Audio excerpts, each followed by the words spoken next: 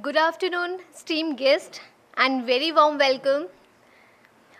We are delighted to host the session on capacity building in utility for energy transition in collaboration with the Skill Council for Green Jobs as a part of India Smart Utility Week 2025.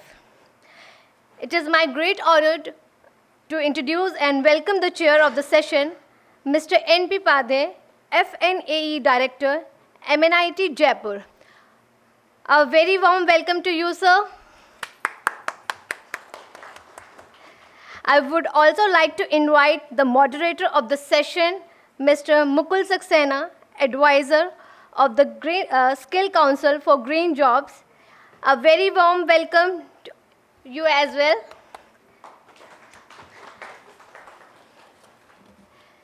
So moving on, I am pleased to welcome distinguished panelist for the session, Mr. Arpit Sharma, CEO, Skill Council for Green Job. And Mr. Vipul Pandey, Head of Skill Development, GD Goenka University. Ms. Afeena, Ashfaque, Associate Director, SED Fund. Very warm welcome, ma'am. Dr. Subhra Das, Head of Amity Skills Institute, Amity University. Very warm welcome, ma'am.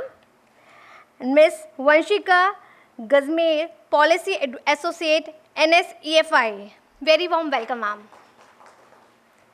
So, Mr.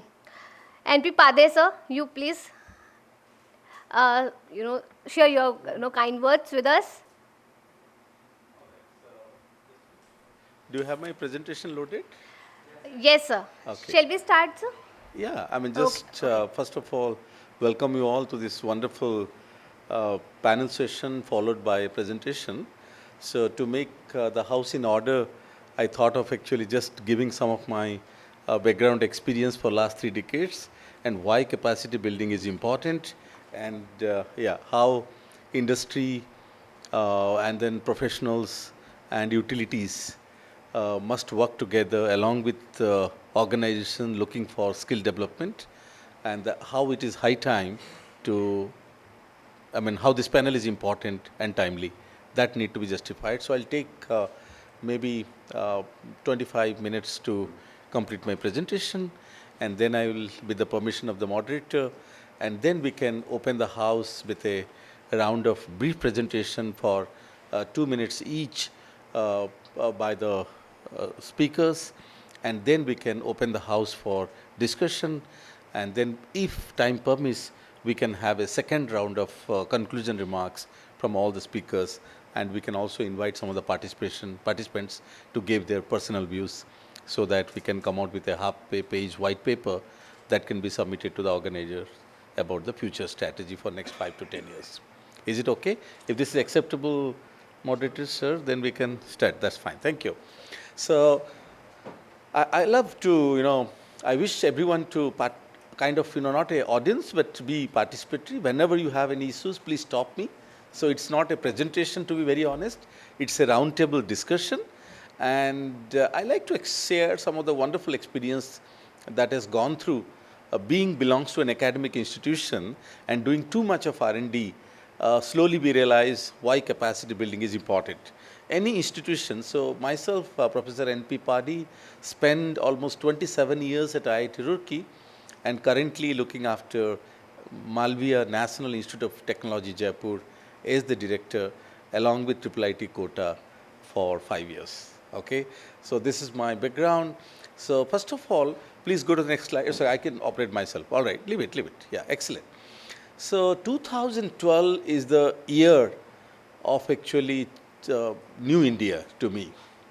Actually, I was delivering a talk in United States in 2012 summer, and my talk concluded with a statement that India has never experienced blackout.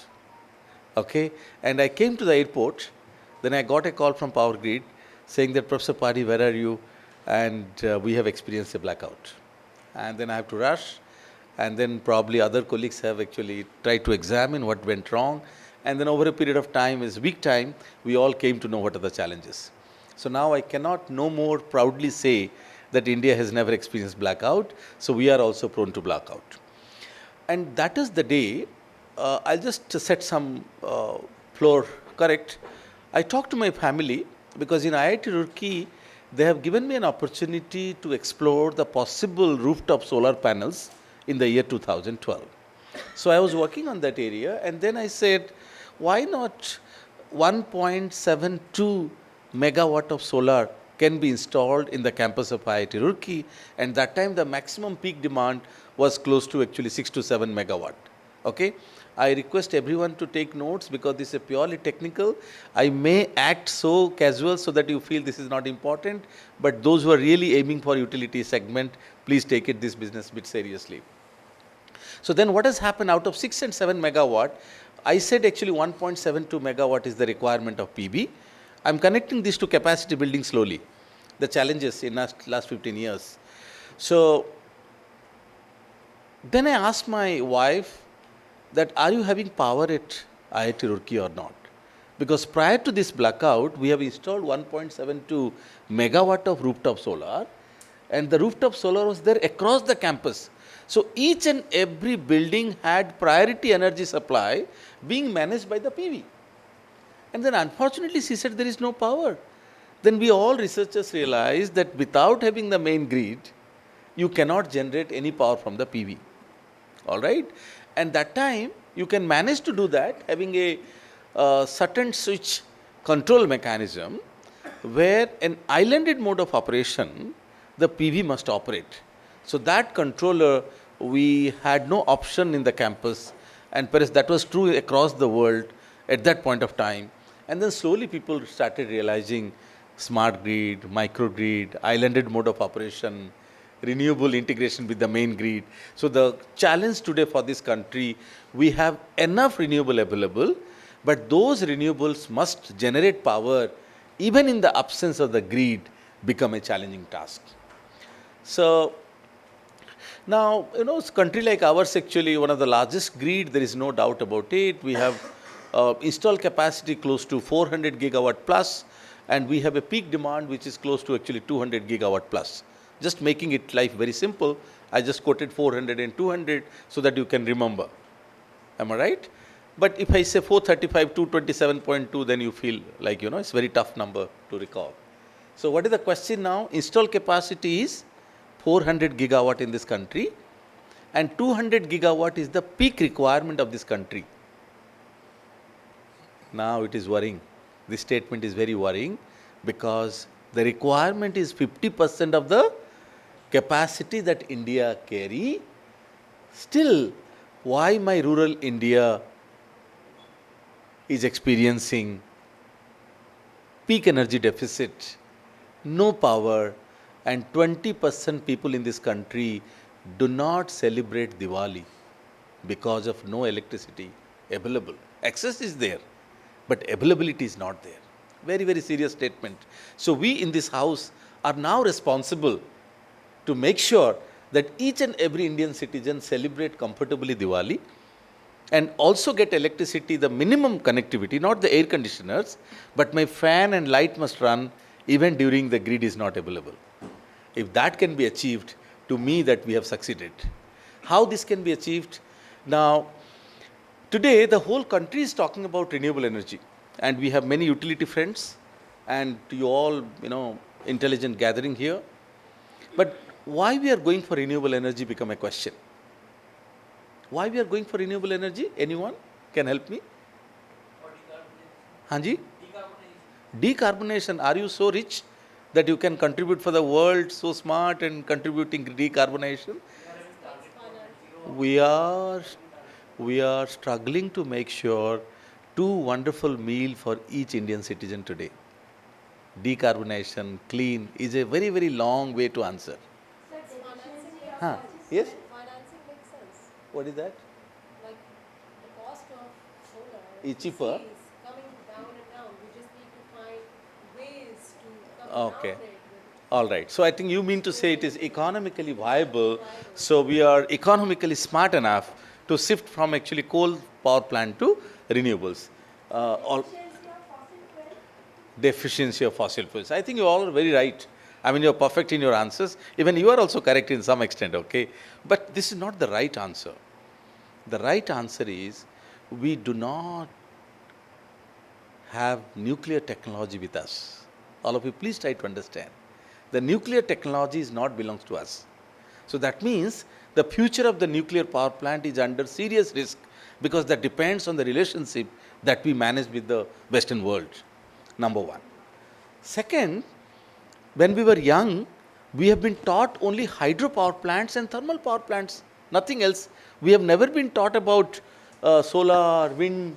You people are quite young, you might have studied, but especially we three might not have studied what is actually wind and solar during our childhood. Sorry. So when the nuclear is gone and the hydropower project, which happened to be 40 to 45% contributory and main source of energy in this country, now there is no water in the rivers.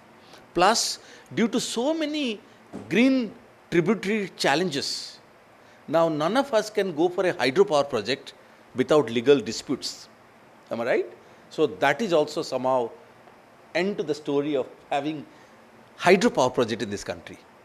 Now coming to the third one, solar, as my gentleman mentioned, we, even though not seriously thinking about clean energy, green energy, but we are forced to be part of this community to get engaged at least and promote or de-promote thermal power plants.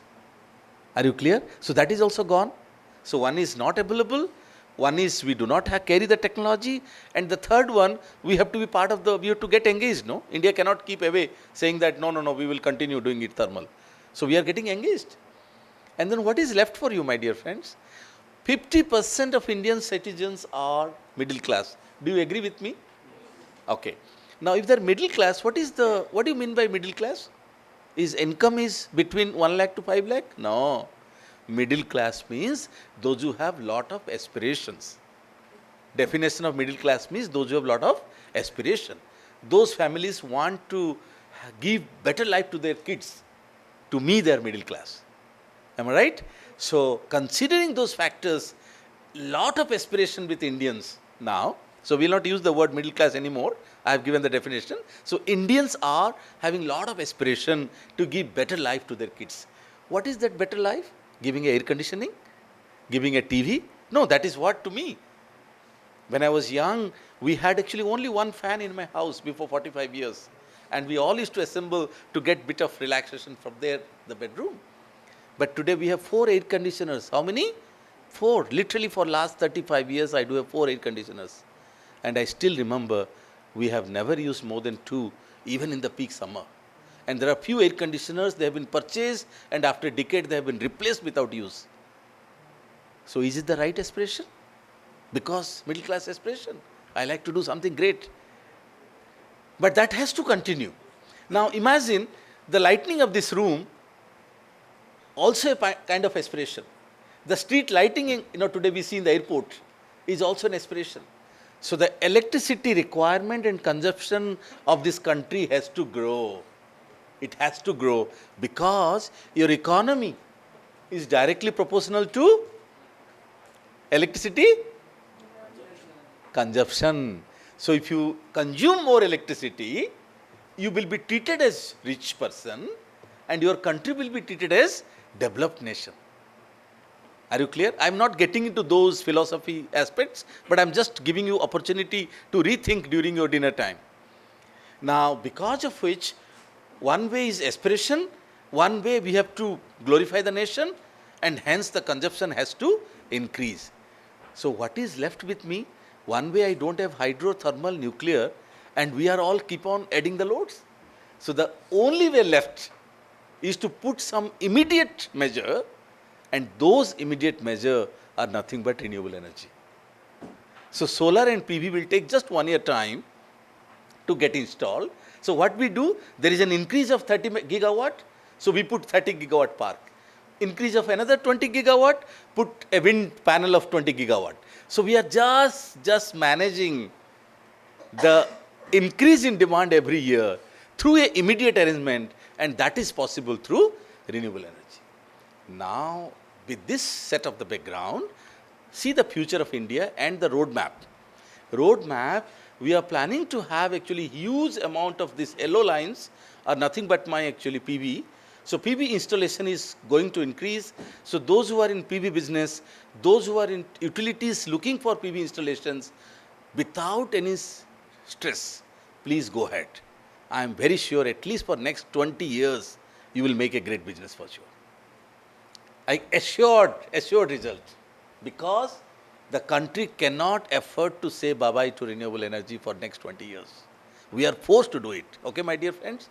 So then what will happen? What are the challenges? Please have a look. I plotted a graph for 2024, okay, March, and then 2030, a forecasted, and then 2047. You may all ask me, why, sir, this 2047? Because the nation is advertising or is looking forward to see a future in 2047. So I have gone little far ahead, extrapolating the graph, and I could see 2047, this country will have to become a Viksit, we need to have a lot of energy. So now energy, economics and Viksit, they are all interconnected. So solar energy has to take a lead, wind energy has to take a lead, and there is no way we can stop it. But the way the expectations are going to increase, what about the capacity? Who is going to do that? Do we have manpower for that? No. Do we have technology? No. Do we have capacity to manage, maintain and repair and replace? No. Because it is huge. I need hundreds of millions of people in this country get engaged to meet out the challenge of 2047. Now see, look at the escalation. So this is the escalation that is going to happen in 2047, which is not very far. If the utilities are not well prepared, well before the time, probably the country is going to face a greater challenge in next 2 decades. Now this is the future. See the characteristic. I have plotted the Indian load curve, and also I said in 2047, if you are keep on adding lot of renewables, what are the challenges the grid is going to face? That has never been seen. Now what will happen, the central point that you see here, my dear friend, please have a look. So this is the generation from my PV. And this PV 10%, 20%, 30%, 40%, today it is less than 20%, but 2047 it will be 60%. 2050 it will be 75%. Because at the end of the year, we will be left out with only renewables. So what will happen? So there is the, now I am coming back to you. How many of you believe that God is very kind to engineers and utilities? Come on, be frank. God is very kind to you, sir? Yes, absolutely. Very good. But somehow actually, I believe being an engineer, God is not kind to engineers. Why God is not very kind to engineers? Because God has given you renewable energy. But what time He has given to you? When we do not need it. So are you able to link the whole connection now? So we have to go for renewable, but that renewable is available to me when we do not need it. तो आपने तो 2047 में पूरा PV panel, wind plant सब तैयार करके बैठ गए, बट आपकी तो रिक्वायरमेंट नहीं है. So how do I utilize those energy? So the central portion, the PV is peak when I am taking my lunch and the industry is taking rest. Please try to understand. And this characteristic is keep on increasing. So this area is a dangerous area because I have to derate those PV panels, means I have to instruct my PV controller not to generate power because I have no load to consume. Or I have to have huge storage mechanisms and they are extremely expensive, and I will now disagree with you, because if you have a storage integration to your network, which is going to work in 2030, 2047, but that is not cost effective. That is very, very expensive. All right. So to have a cost effective mechanism, what kind of people I must create, what need to be done? We need thousands and thousands of experts in this country who can not only build renewable, but also have the capacity to manage those renewable energies in future. Is it okay? So the only mechanism at this point of time is the storage, because the energy, excess energy available to me during this thing, what you called lunch hour, need to be stored and they need to be disposed during evening hours. Evening hours. Okay. What time the peak? Any clue? What time the peak we experience in this country? 7 p.m. 7 p.m. Close to 7 p.m. Okay. 7 to 7:30 p.m. because the whole country shift from a daylight system to evening lighting system. So the lighting loads are got added up. Am I right? So hence the load is peak, and rest of the things will continue as usual. Now please tell me. So do you buy a PV technology in 2047? As an industry, if you are sitting there, do you go for a PV energy, sir? Because no one is there to buy your energy. There is no point. So I do not want to be an industry or a utility sitting in this zone.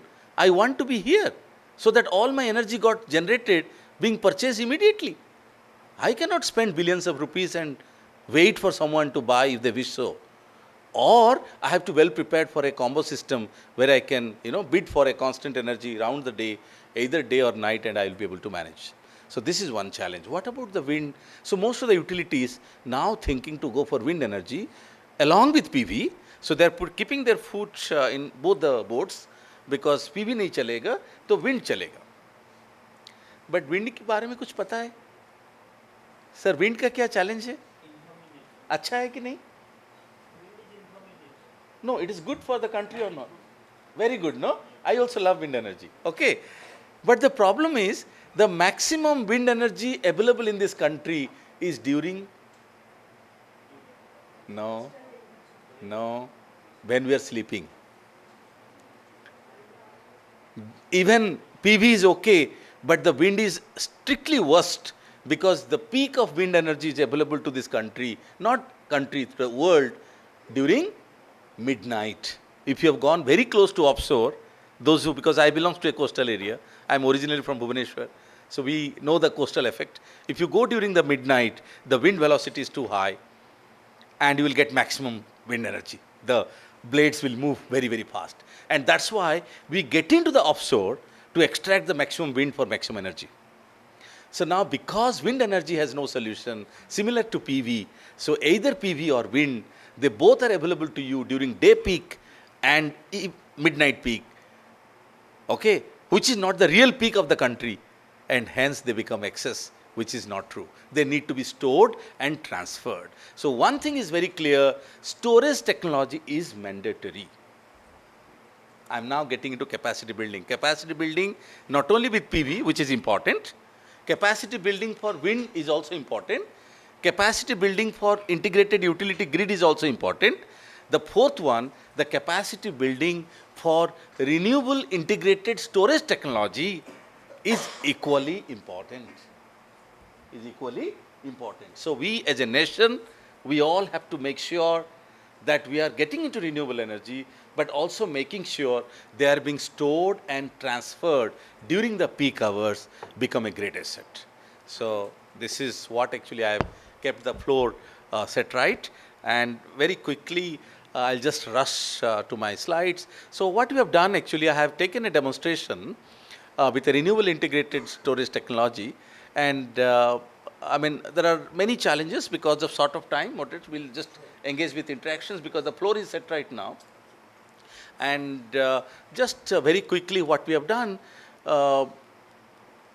so this is the country, how it looked like, and the very important part that we must learn how to operate in islanded mode of operation and what kind of technology. So first of all, we need to have what kind of problem this country needs. It's a utility-based problem. And then we need to understand some solutions. Then we need to have some understanding about the actually control mechanism of the grid.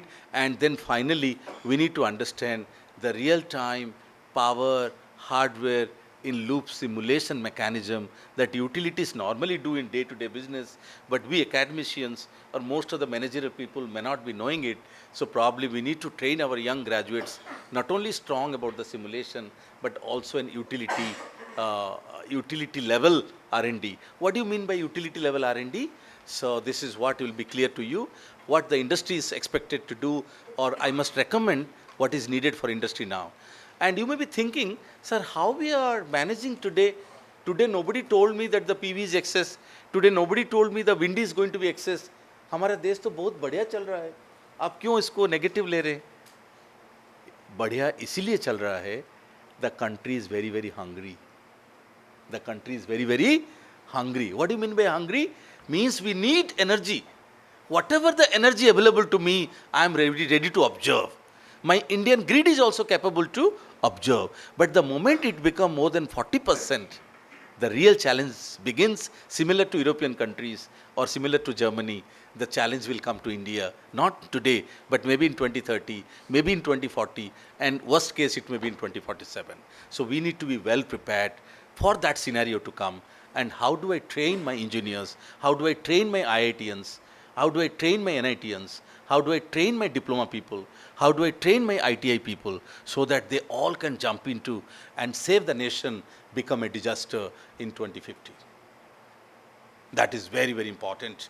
Okay, and so this is what. So I stop my presentation here. So this is a kind of IIT Roorkee network for your all benefit. So I'm not talking anything academic. And this outcome of this presentation is based on more than 20 crores of rupees that have been received through 6 international projects, starting from United States, Denmark, Canada, Italy, European projects. All have contributed outcome of this project. So my first attempt to have a campus which is purely smart, where the renewable integrated with storage technology, the campus can run safely. So what we have done actually, we have procured 2 batteries of industrial size, 272 kilowatt hour and 152 kilowatt hour. Could you see some black boxes in this diagram? How many black boxes are there?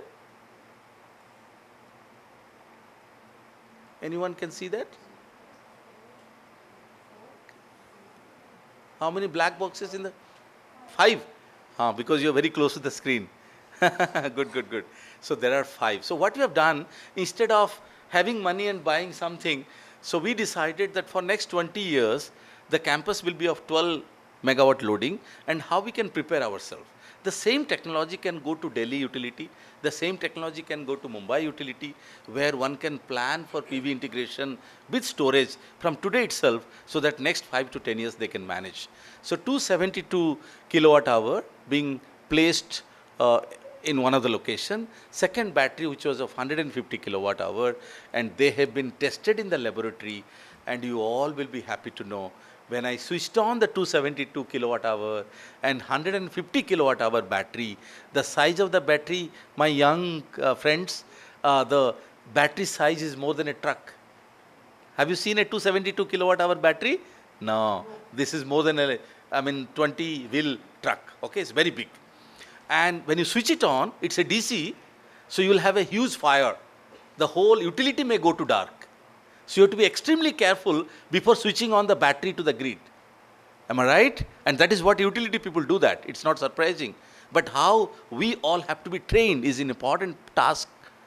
So we have actually simulated in the laboratory by taking that is known as power hardware in loop simulation, where a small magnitude of physical battery of 5 kilowatt and rest will be simulated in the utility. Once we are satisfied with the responses, then we go to the field and connect my 250 to 300 kilowatt hour battery.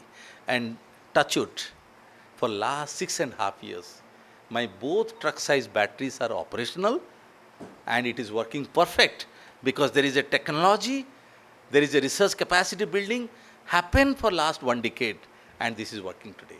I am very sure India will be in the top of the world in 2047, subject to the capacity building in storage technology, renewable integration, both PV and wind, and grid simulation area. We need to have expert people. So with this note, I conclude my talk. Thank you very much for your kind attention.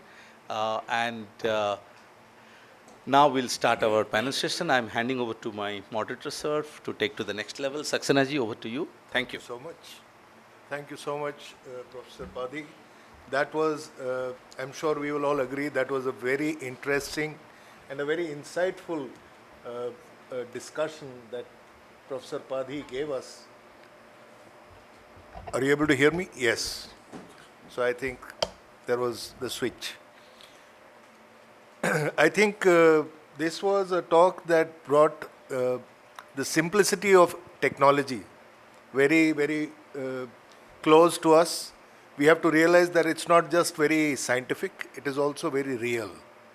And these are the real, practical, down-to-earth pieces of wisdom that we got from Professor Paddy. Thank you so much.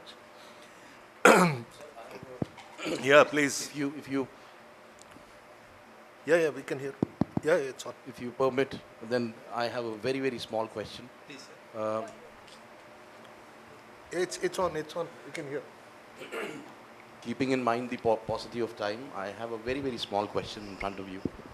So, from you, sir, we learnt about the challenge of the nuclear power, and I'm in complete agreement that we need to have an international treaty where we should have supporting nations so that we can produce our own nuclear.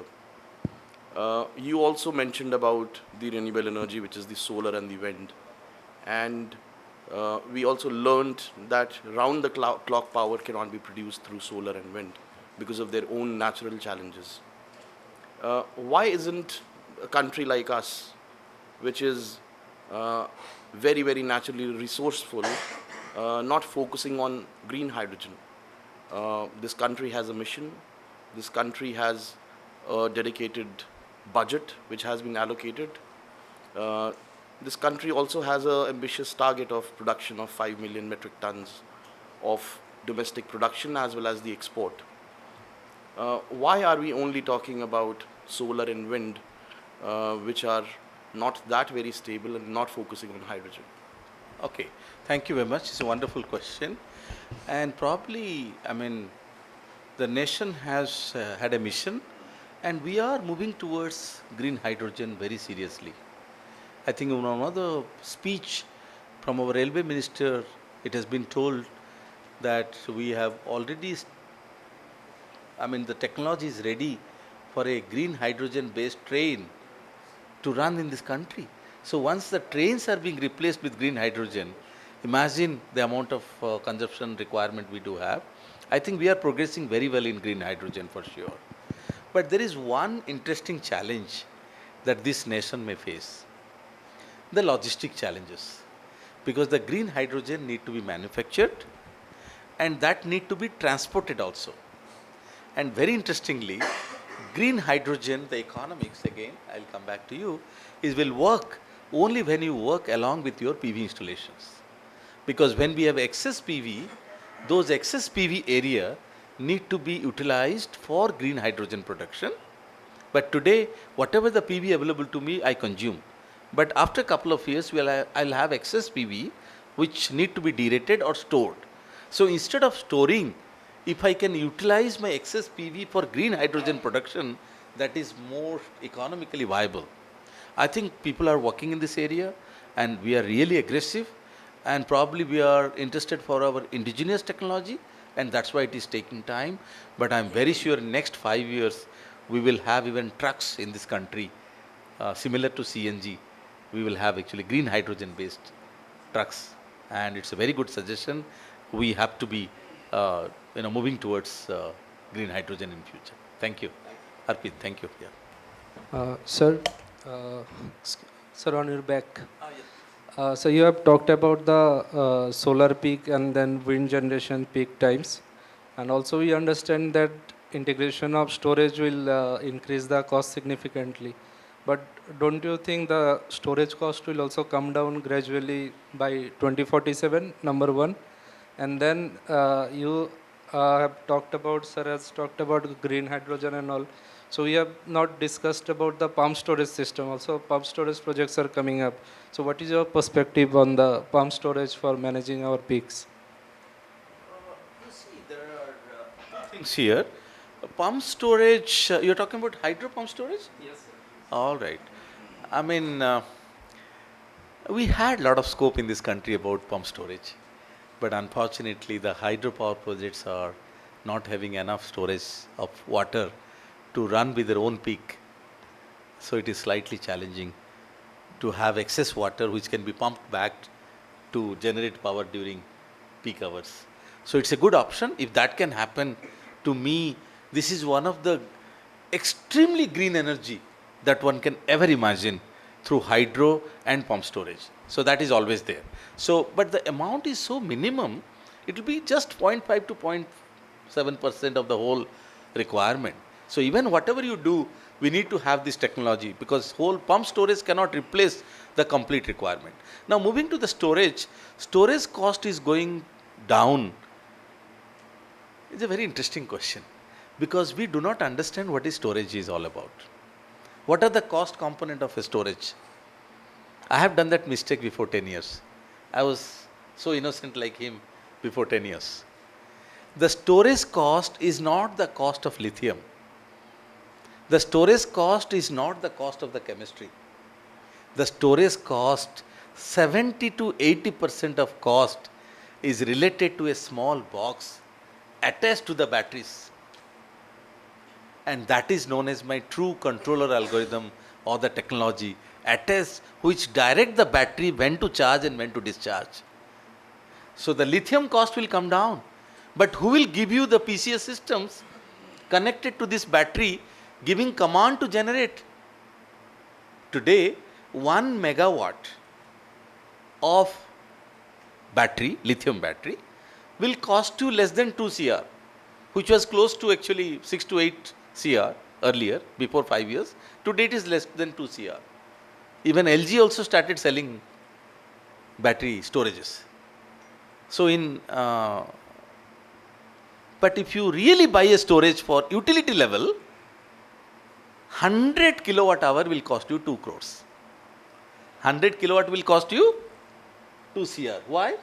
So it is not about the lithium, but the associated technology that is required to operate the battery.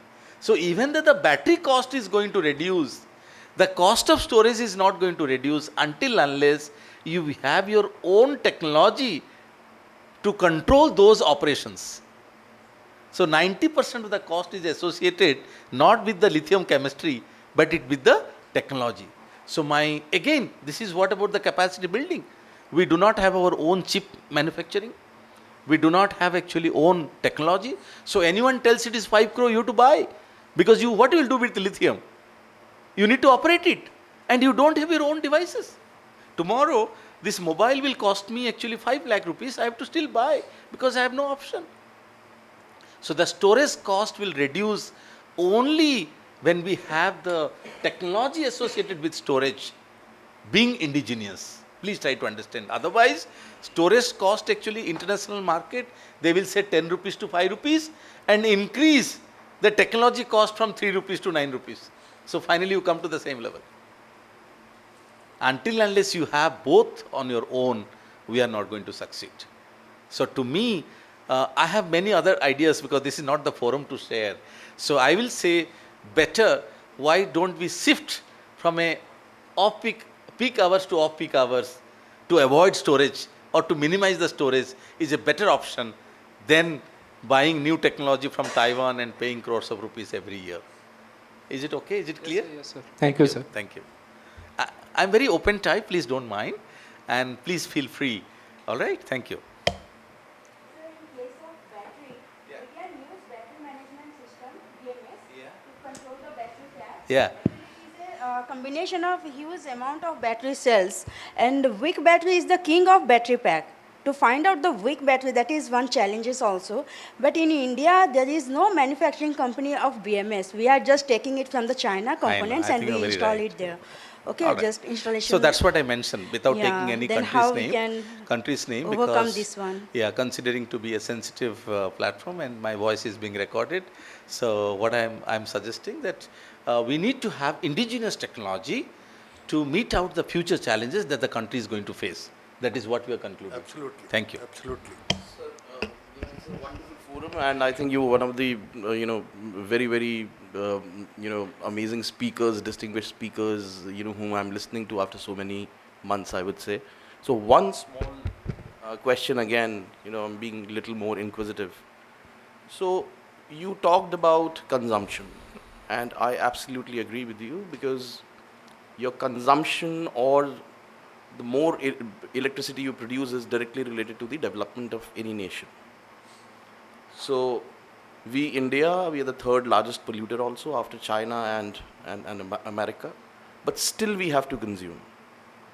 And one of the reasons is that, you know, the capacity of the earth is 8 tons per person per annum of consumption.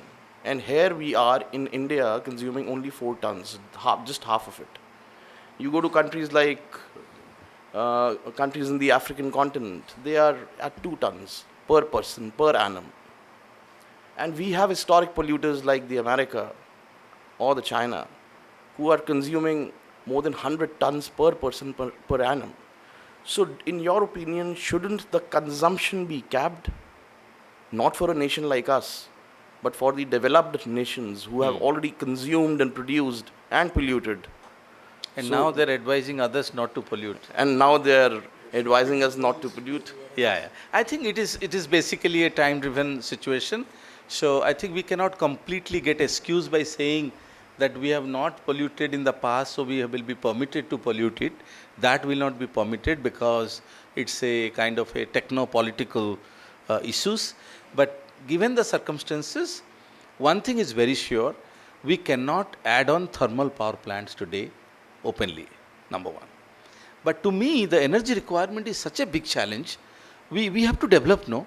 So to me, the solution, personal solution, I'm not advocating nuclear energy, but I strongly recommend renewable energy, indigenous renewable energy technology, including storage, plus a small reactor indigenous will help this nation to grow, and we will be absolutely developing before 2047. Thank you. Great. So let's move ahead. Let's move to a sort of a panel discussion on this topic. I think Professor Paddy gave us the keynote. It was a keynote address, and it gave us many points to ponder, and I'm sure the panel discussion is also going to do adequate justice to every one of those points. Some points will come up because of the discussion, and I'm sure we'll also discuss those. The way I would like to have the discussion going forward, we have about an hour, I would say.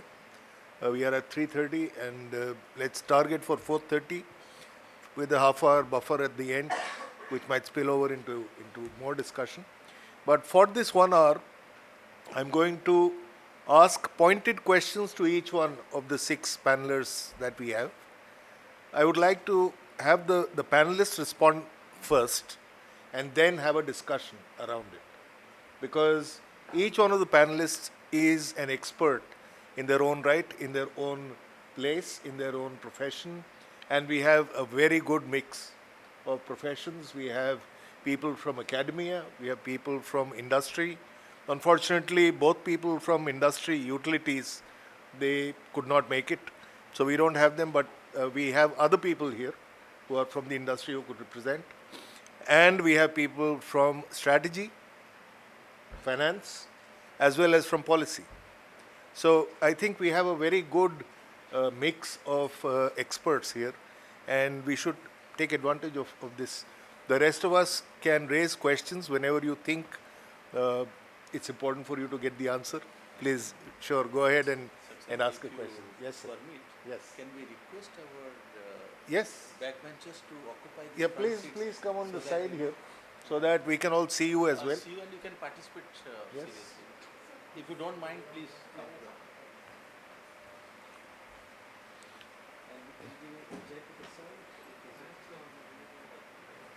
Okay, please. It's okay. Great. So I'll start with Mr. Pandey, Mr. Vipul Pandey. The first question, and I'd like to focus on this discussion around how is appropriate skill development being formulated, and how are skills and gaps being assessed? Definitely, sir. First of all, good afternoon, and मैं एक बात शुद्ध हिंदी में बस बोलना चाहूँगा. पहली बात वो ये है कि it's been very long time मैंने किसी को इतने ध्यान से सुना है और इतने कम समय में I never thought about solar energy in the way Sure. जितना 15 मिनट में पादी सर ने मुझे बता दिया. And this is the fact. Or it is my pleasure that I am here, and I thank to Skill Council for Green Jobs and Arpit sir, Mukul sir and everyone that they call me here. And it is my privilege, sir, to hear you out. So let's start with the brief introduction about me. Absolutely. So I am working at GD Goenka University as a GD Goenka group. We are into academia, so we are having 150 plus schools across India and 100 healthcare academies and the university located in Sona and Gurugram. And skill development is a part of university, GD Goenka University. And I am heading the skill development vertical over in GD Goenka University. So I myself is an engineer also. I passed my engineering in electrical. And it's been more than 9 years I'm into skill development and capacity building training programs. And we are associated with the National Skill Development Corporation, Sector Skill Councils and other departments of government and non-government and corporates also, where we are training candidates in different sectors, in traditional trainings, in futuristic training, in regular job roles. So I was hearing you out, sir, that you are talking about the solar energy and the wind energy, and Arpit sir mentioned that there are natural problems. And sir also mentioned about the, green hydrogen technology. And sir asked the question about how to assess the skill gap. So as of now, it's a part of GD Goenka University. What we are doing with the skill councils, with the industry, and with the National Skill Development Corporation, we are reaching to the marginalized community. We are reaching to the ITI people, ITI path student. We are reaching to the diploma path student. We are reaching to the engineering graduates. We are assessing their existing skills. With the help of corporates and sector skill council, we identify the gaps. Gaps, what kind of gaps? The gaps that, the learning which they need to have before joining any industry. Suppose if I am talking about the regular electrical engineer. When I passed the engineering, I was not aware about the solar technology. That time I was aware about that there is solar. The 3 types of solar cells are available: poly, monocrystalline and amorphous. The 3 types of solar cells I was aware. I was not aware how to install that. I was not aware that there is a solar inverter is also available. So as of now, what we are doing is we are, identifying the students from the ITI background with the help of NSQF level, with the help of skill councils, with the help of already available curriculum. We are training them. We are certifying them. We are, with the help of the industry, we are making them placed in the industry. As of now, what we are focusing on, mobilizing right candidates who are in the need of job and mobilizing those candidates who are ready to migrate from one location to other location. Right now, what we are doing is, we are into, if I'm talking about the emerging roles and competencies, so recently we are working with Skill Council for Green Jobs to training candidates on green hydrogen technologies. So it is a very new technologies. So very new technologies, what we are doing, we are mobilizing candidates. We have electrolyzer set up with us. So in our university, there is a 1 megawatt rooftop installation available. With that rooftop installation, we are running our electrolyzer and producing the green hydrogen gas. This is what we are training to the candidates and trying कि वो अपने career में कुछ अच्छा करें. And with the help of industry, like Welspun is one of our company, and with the help of Welspun, we are trying to get them the employment in the field of green hydrogen. This is how we are assessing the skill gap and mobilizing right candidates and training them and providing them the right opportunity in the field of green and renew energies. Thank you. Okay, sure. So thank you very much, Mr. Vipul. Do you think, and the question is still with you, do you think there are ways in which we should improve assessment of skills and gaps?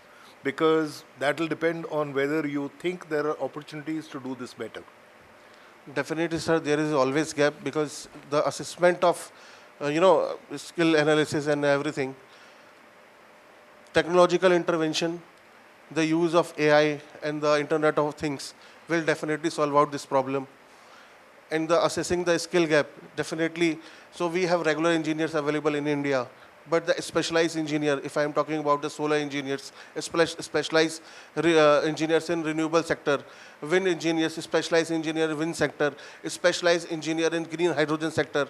So this is a requirement as of now, which we need to fulfill out, or till the time we don't have the specialized engineer, then we definitely have the blue collar, basically who are capable in working regular electrical conditions, must be trained in renewable energies like solar, wind energies, and green hydrogen technologies.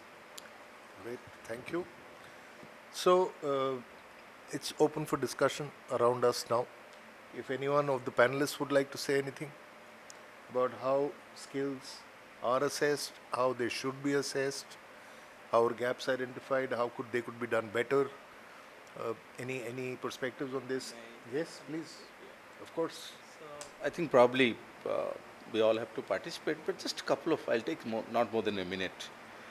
I think it's a very nice initiative, training our own people to be ready to face the future challenge. It become important.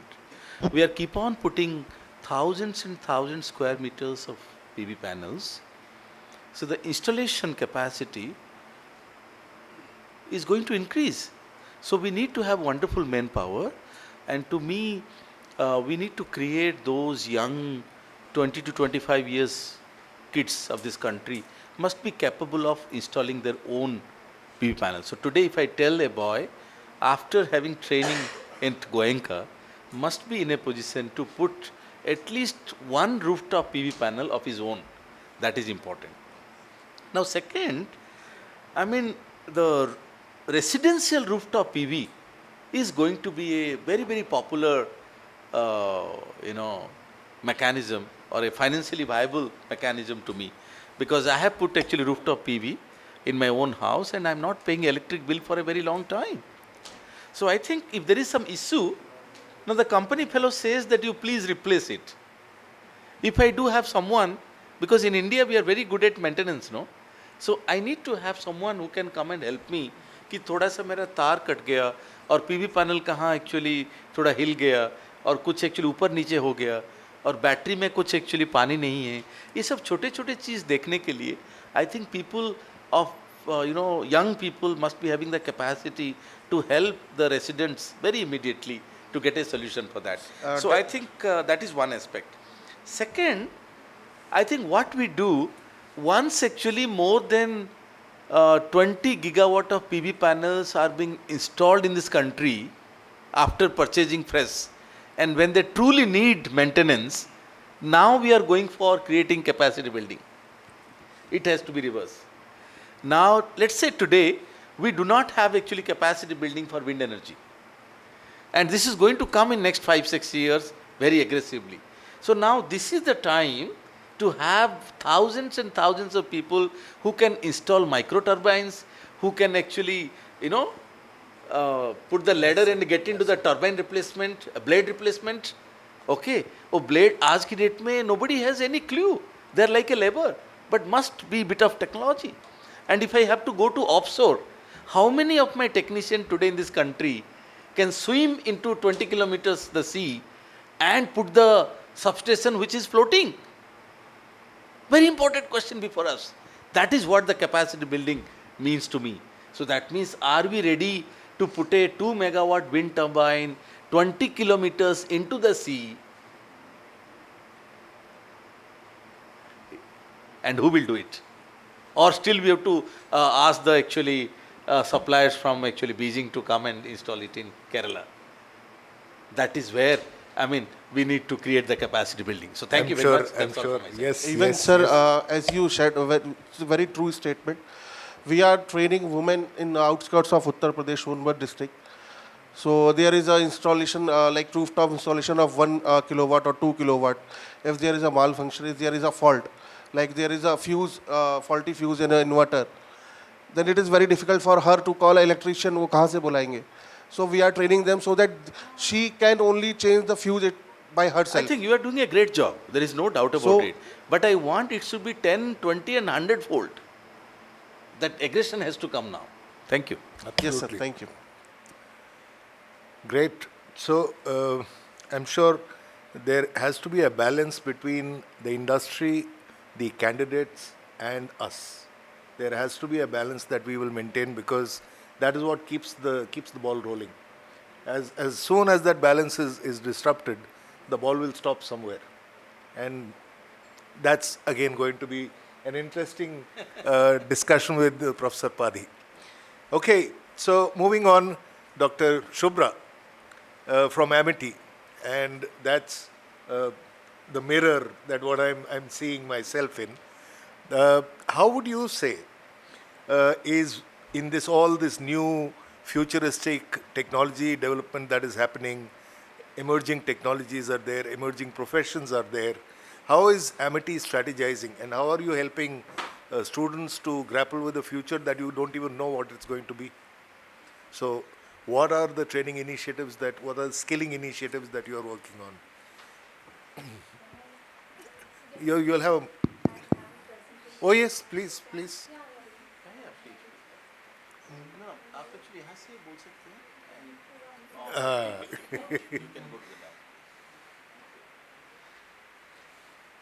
That will be good.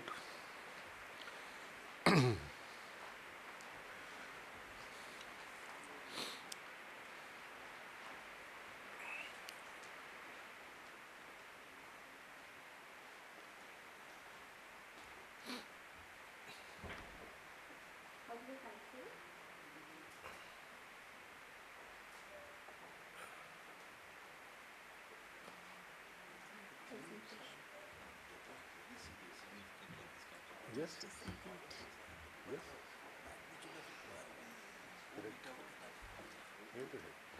Thank you so much. I'm Dr. Subhra from Amity University, Haryana, and I head the Amity Skills Institute, and also I head the Solar and Alternate Energy Department at Amity University. So it is my pleasure to be here and speak about the initiatives that we have taken at Amity University. So first, a question that Mr. Saxena has asked me. So since 2013, we are actually offering courses in MSc Renewable Energy, MTech Solar and Alternate Energy, and also we started for the professional MSc Renewable Energy part-time program, so that we can train the workforce who actually require the technology. Apart from this, we are into the skilling sphere. So we started with the Surya Mitra Skill Development Initiative, which was launched by National Institute of Solar Energy. So we had been a partner with them to provide the skill required for the solar PV installation. So now we have also partnered with Skills Council of Green Jobs in offering training for the green hydrogen on electrolyzer. So these are some of the initiatives that we are doing at Amity University, Haryana. Now, because we are academician, we actually think about how to make this skilling better.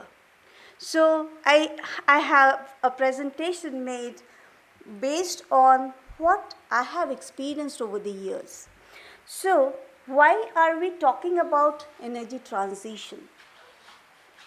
As Sir has already set the flow with his keynote speech. So it's the India's commitment towards net zero. By 2070, that we are going to have a net zero. That is the reason that has paved the path to shifting from fossil fuels to non-fossil fuel. So I am not going to read it out, so because all of us know these things. Now these are the important missions: the National Solar Mission, the Electric Mobility, National Green Hydrogen Mission. So you can see that all these missions are actually focusing towards shifting from fossil fuel to the renewables. Now, this is the initiative green hydrogen mission is a very new mission, but we can see that we have already started a truck, and I'm very happy that we started with the skilling on 3rd of March, and 4th of March, Gadkari ji flagged off the truck which is running in Faridabad.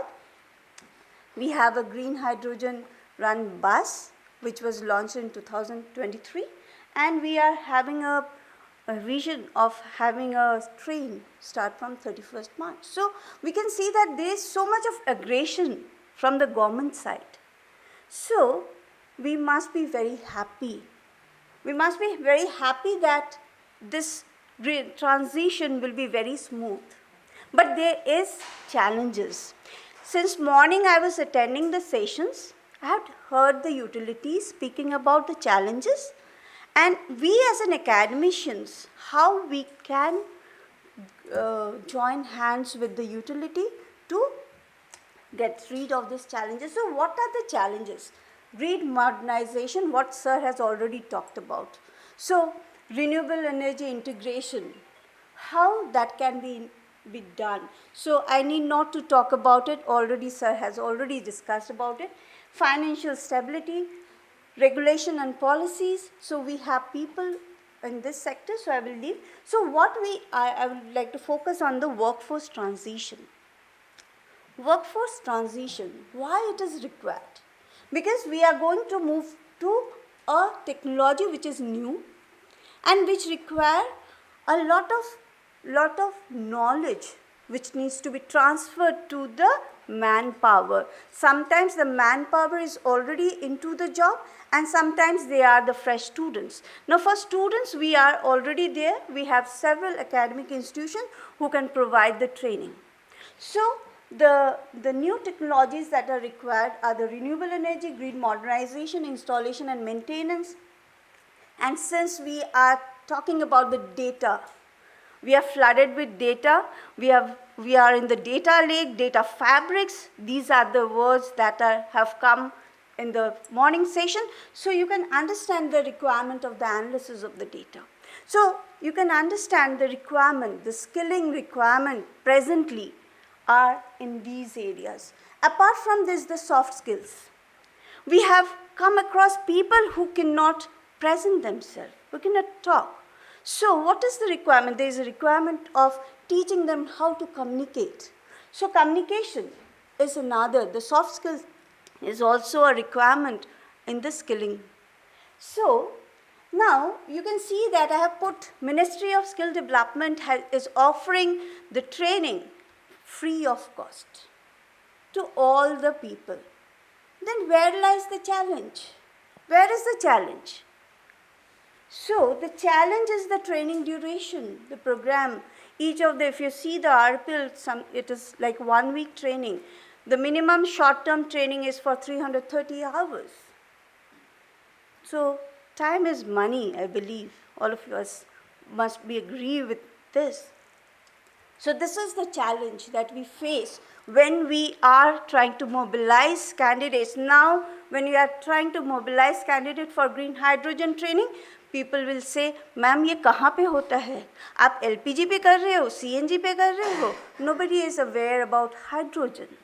So mobilizing candidates for the green hydrogen is a challenge. When we do not have the industries, training delivery requires physical presence of the people. They have to mark their attendance on the Aadhaar-based biometric system. That is a challenge. Emphasize on maintaining consistent quality standards across all the TPs and TCs. So are we maintaining that quality delivery? Can anybody tell with the confidence that whether each and every training centers or the training partners are giving equal level of delivery? So that's a question. Then employability. The people who are coming to us, will we be able to give them a job? That's a challenge. So these are some of the challenges that we are facing across the skilling.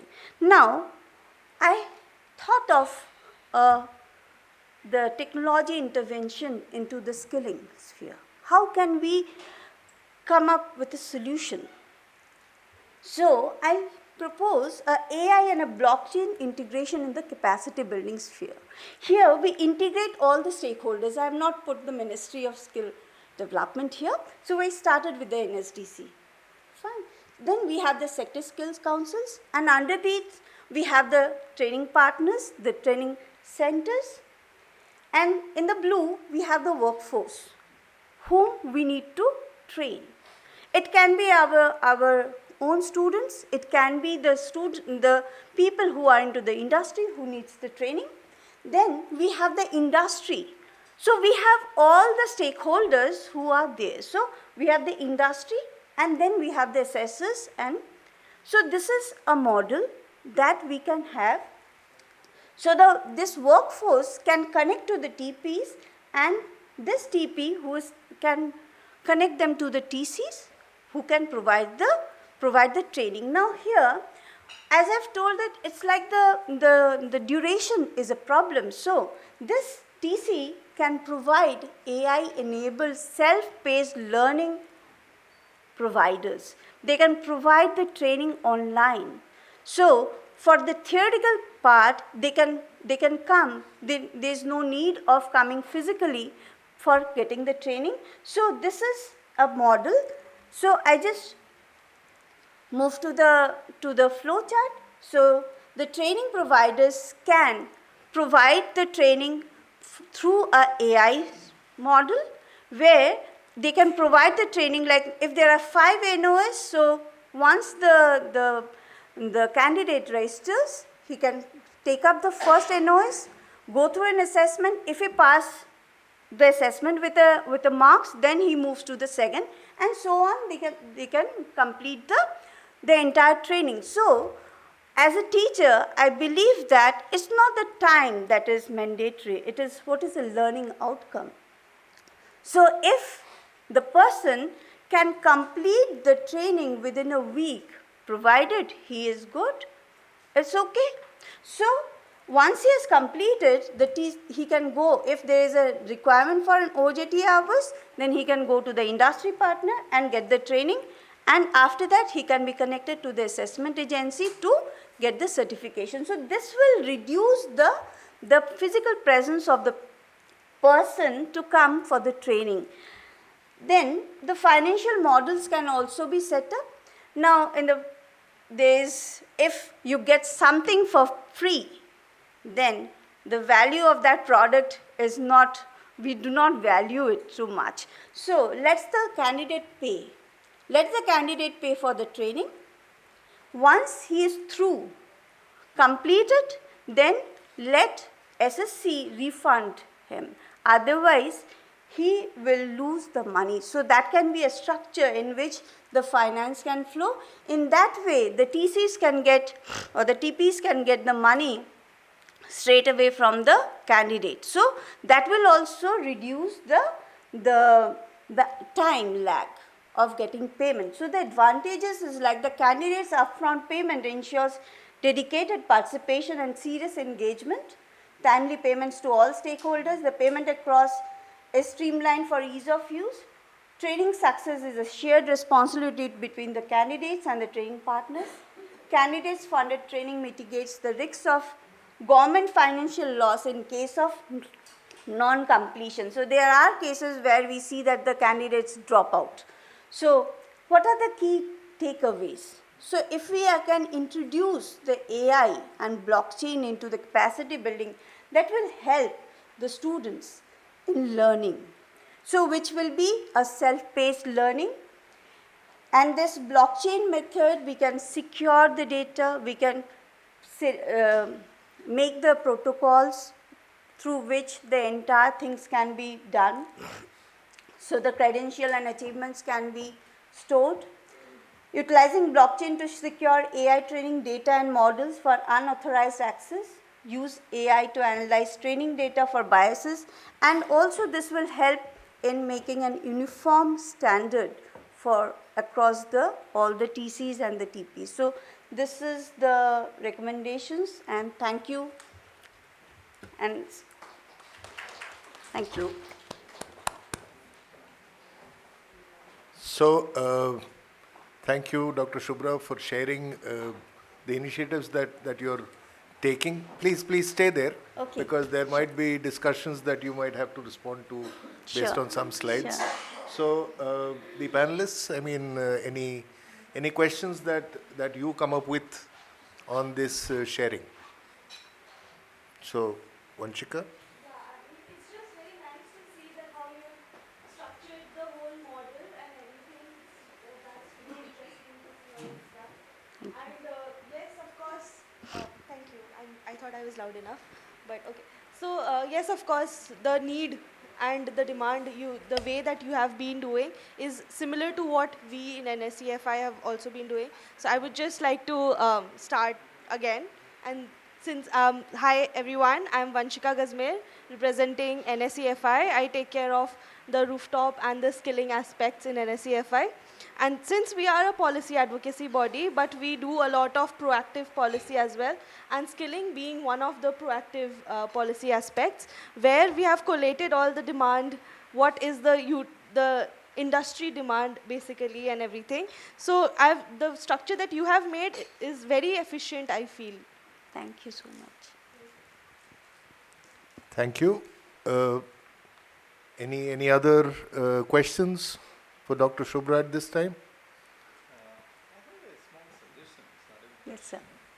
Are you also planning for, I have been told in once upon a time that there was an electric scooter I was riding and I had a bit of difficulties and there is no one to help me. Yes, sir. Whenever I approached, they said, oh, it's electric, we will not touch it. So is it not equally important, the skilling for the basic two-wheelers, electric driven machines? Yes. We need to train the way we have trained vehicle maintenance, bikes maintenance. Similar kind of skilling need to be also created for maintaining two-wheelers, electric two-wheelers. Yes, sir. I mean, you may be having it, I'm not aware. No, but, we are not presently doing but I have it. never seen a shop in this country, wherever I worked, saying that this repairs two-wheeler electric vehicles. Absolutely. So why not? We all have to focus and see to that this is happening. Because not Definitely. today, but if you train now, then only in 2 years' time, 3 years' time, Absolutely. we'll be able to help. That is my one suggestion. So Thank we you. have also started with the Skill Hub initiative, under which there are several sectors, like in the electronic sectors, there is one particular skills which talks about repairing of not things. deny, it's So perfect. we have not started on that. But I could see there are the areas sir. where we can do much more, because Yes. today we are focusing on few things, Yes. but there are few future things, Then Definitely. next level could be four-wheelers. One need not get into the same service station to touch it. Today if you talk a mechanic saying that please open my four-wheeler electric, they will say no, I cannot. So we need skilling in that Yes. area very seriously. Thank Yes. you. Yes, sir.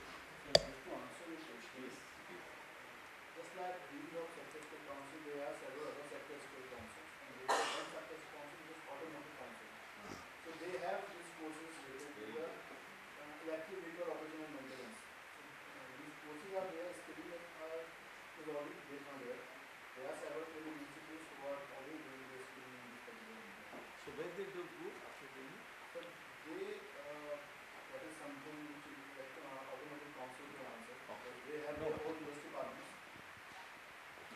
Because, for example, Hero, two-wheeler manufacturer, need to sponsor this kind of programs, because when their own vehicles are on the road and people need help, they need not come to Hero back, Yes. whereas they can locally manage. So Yes, I think yes. it is happening, I'm not Yes, denying it, but I could see that there is still more to do.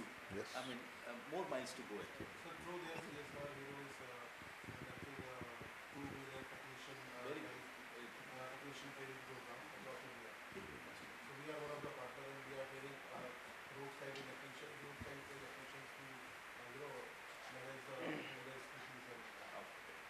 Absolutely. Please, May I? Dr. Subhra, please. Thank you so much. Thank you so much. And what I would like to do is first to give Dr. Subhra a round of applause for the lovely presentation and sharing. I would like to move to two important aspects. One is of regulatory policies and frameworks, which actually forms the underpinning for everything. So we'll come to that right at the end, because let all the chaos happen and then the regulation has to happen. And before that, I think one of the most important pieces of training which throws its own shadow on training, the business of training.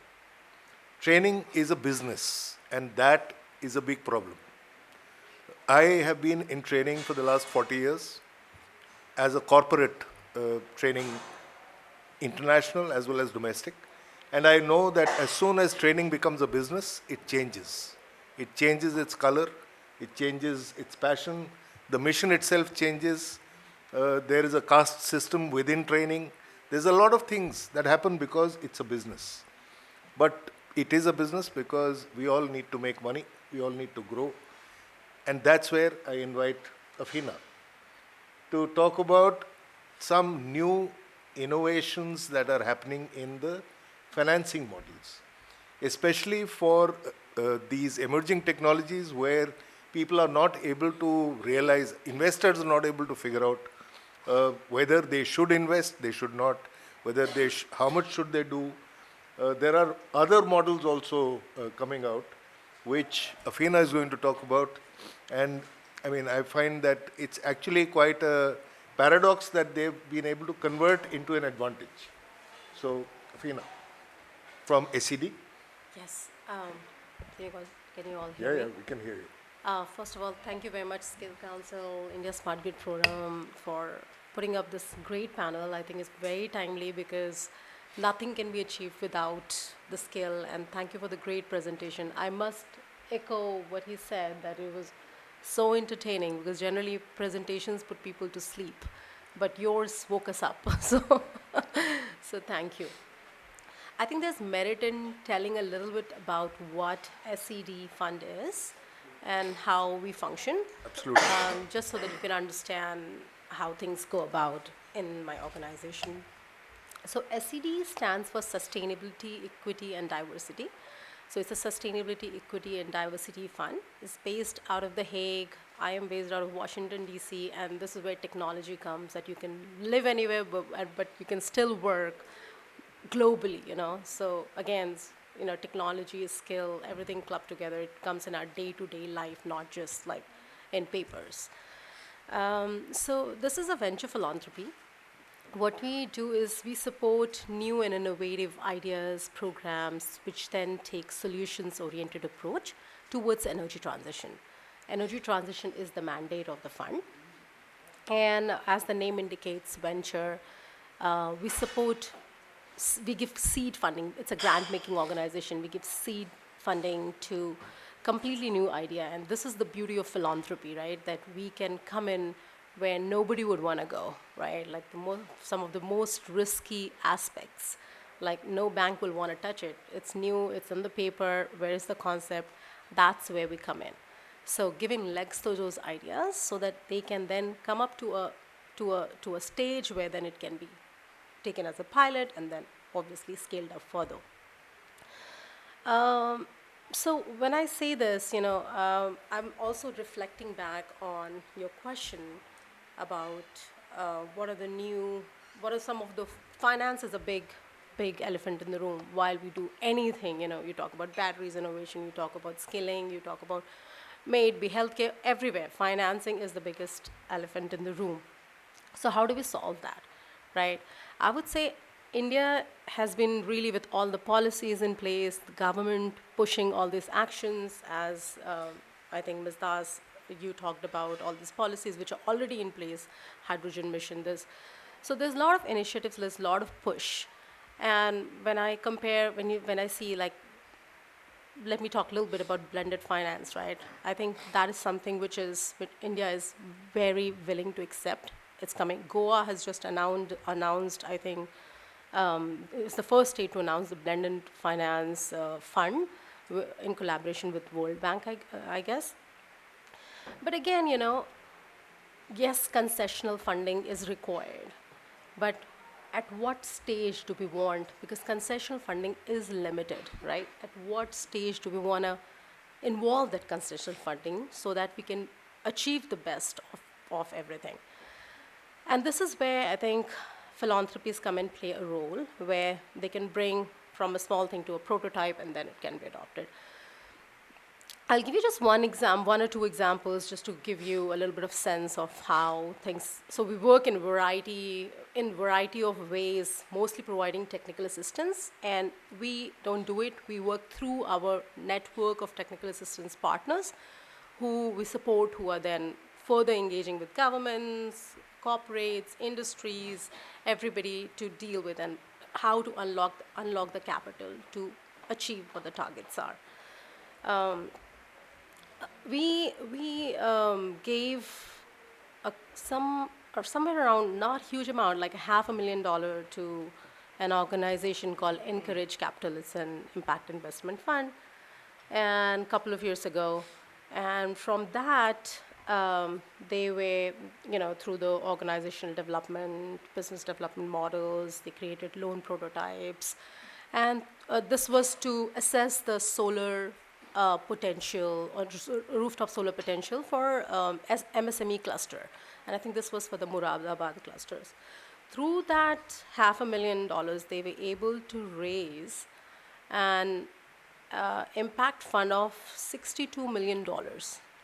And now they have, I think in like 4 years, they were able to deploy around 4,000 megawatt of solar. So this is what small catalytic funding can, this is how they can come in play. They can act like really as a catalyst to unlock capital. So this is one way where you see direct money coming in. But the other ways of support are like, how are you supporting the whole ecosystem, right? I mean, for us to be ready to achieve these targets, the whole ecosystem comes in play. Are you ready? Do you have idea of what's happening in the market? Are your projects bankable? Is there a pipeline of a project which exists? Is it visible to the investors? Those are other big challenges, right? So the way we work is like, we want to work on creating demand. Then once the demand is created, create a pipeline of renewable energy projects, and then bring financing so that these projects can finally be adopted. Right, so we also, actually yesterday I was there's this organization called Climate Collective. They have been running a utility scale challenge, where it's an open innovation challenge where like mature power sector startups, they come up with their innovations, solutions, which are then adopted by utilities in real time, and then, to create a co-solution space. And this has been like really happening, because also like, okay, skills are given, startups are coming and creating innovation. What happens to them after that?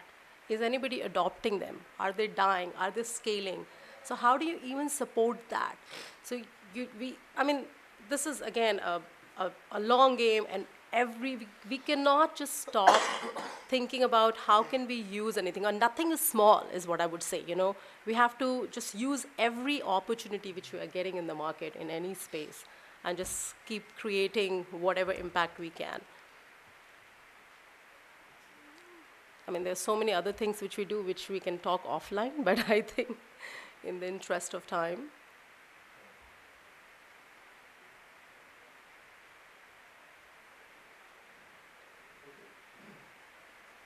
Great. I mean, you did touch upon some of the questions that were coming up even as you were speaking earlier, because I was trying to figure out, okay, so how is this philanthropy venture going to evaluate whether they are doing well or not? So how are you going to evaluate yourself? How are you going to evaluate what you have funded? Because if you have in principle said that it has to be innovative, how innovative should it be? How successful, how risky, how dependable should it be? How does it turn out? And what's been your experience till now? I mean, those are some of the questions that were playing around in my mind. So what's been your experience? See, if I get your question correctly, are we actually getting innovation in space? Is that what you're asking? Are we actually like able to see action happening? Is that what your question is? Yes, that is a part of it. Yes. Okay, yes. So the example which I was giving you about the utility innovation, this thing. So some of these like super early stage startups coming up with this ideas have been adopted by utilities such as PCS, Adani's, right? So you see that would not have happened if we wouldn't have created that platform where utilities would have seen that this is happening, right? One of the other example I would give you is that we're supporting this boutique consulting firm called Zinteo. So they're doing two things. One, we talked about hydrogen, right? So we're supporting them with a program called Energy Leap, where they have created the whole ecosystem of hydrogen startups. This is a fairly new program. Now these solutions exist. Now what we are trying to do is that how can we connect these solutions to industries? Because industries are the one which can actually take it up to scale.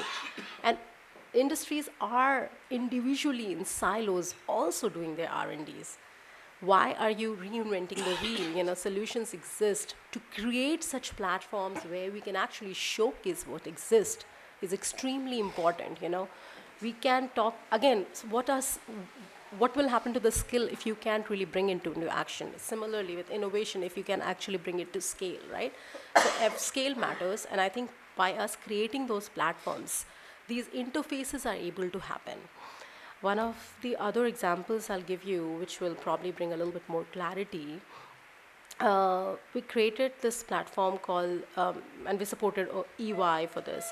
They created this platform. We're like, do we even know how many RE projects are there which existed but they have not reached their financial closure?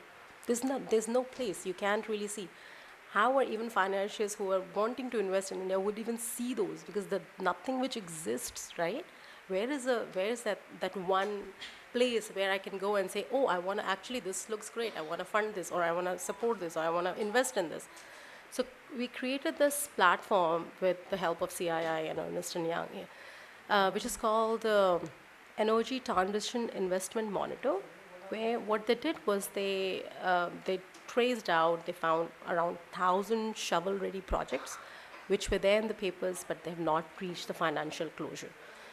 So now we are bringing in technical advisors, financial advisors to also make those projects bankable.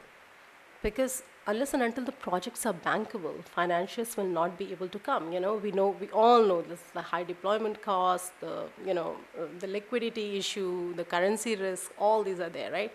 So who is going to advise them to actually make their project bankable so that it's attracted, the funders get attracted towards it. So now that we have created that platform, we are getting these advisory people to come on the board so that they can then support these projects to become more bankable. And then we'll bring the financiers so that the projects can actually meet their closure, financial closure. Great. I mean, the most immediate question focusing on the context of utility and power, renewable power. So what is the future that you see for this game? Because we are most interested in the future that you see, because you are investing in our future. So here's the way we work. We work with what the ecosystem is doing. We just act as enablers. Our strategies are informed by your strategies. So if my partner is the one who is doing a research, my partner is the one who is telling me, Tamil Nadu has this potential of manufacturing wind. We can be a global leader if we actually global wind manufacturer, if Tamil Nadu ups its game, yes, government policies exist, central policies exist, but states need to. So similarly, what we do is that we get our intel, our knowledge, and we support with what your strategies are. What are you seeing in the market? We are not the experts, people who are actually in action. And this is a little bit unique. This is why my foundation is a little bit unique, because we are sector agnostic. Generally, if you see philanthropies support think tanks or not-for-profits, We are sector agnostic. As long as you can actually bring change, it is new, it is innovative, and we see energy transition. We support academia. In fact, we're working with IIT Kanpur, several other IITs. We work with corporates, we work with industry, we work with, even consultants like EY I just mentioned, along with, of course, think tanks and industry players and everybody. Great. So what does any one of us need to do to get funding from you? Come up with that great idea to make this hydrogen in 50 cents. No, seriously, I mean, so what are the prerequisites and what do we do? What does anyone do to connect with you? I mean, I have my details, you can check it out, but this is where I will say, so when I say startups, we don't go and support individual startups because it's, again, what you said, tracking them, right? What is the progress happening is also as important as funding them. That's why we work with aggregators. We mostly work with incubators and accelerators who can then give it out, spread it out, and then give us the collective impact of what's happening. So our model is a little bit different, but yes, the biggest thing which our fund entails is innovation. So what's new, what's innovative, does it have legs, can we support? If it matches our strategy, we support it. So is it EY is your education? No. So it's like Zinteo, right? They have created this whole pattern, like a T-Hub. We had a conversation with T-Hub, right? So that can be a potential, this thing. So Yeah. Talked about government institutions, funding to the government institutions. Do you fund private? Because we are private institutions. So we don't, this is what I said, you cannot fund government partners anyways, and what should I call you, Mukul? Mukul. Yeah. He would know, right? So how we work with governments is that we serve through our technical advisors, we try to solve the issue, what's going on, right? So say a government, sit with a government official, state government, and they say, this is what they want to do. Now we'll find our partner in our ecosystem, like who is the one unless the government advises, like maybe they're comfortable working with this advisor or this person or this think tank. We would then, what we will do is that we'll just basically give out fund, and then it's the relationship between these two to take it forward. So that's how we work. Okay. So any other questions? Yes. Can we propose a project for that? Any categories there to propose any project? Let's take it offline. Let's take the question off. I think. Offline. So that's a one-on-one discussion you can have. Yeah, because this will lead to many layers, I know. Yes. Okay, in fact, I also have a similar question, ma'am. If Please we call can, me Afeena. Yeah. I love my name. so we can have a discussion on this. Like, if we have a proposal, like Sorry, where? Is Kamal Saxena. here From a Skill SCGJ. Council for Green Jobs. Okay. Yeah. So basically, what we have done in the past, like there are certain projects in which we did the capacity building of the educational institutions. Like we did a lab, we set up a lab, and for the futuristic technology, like for the green hydrogen and for the solar.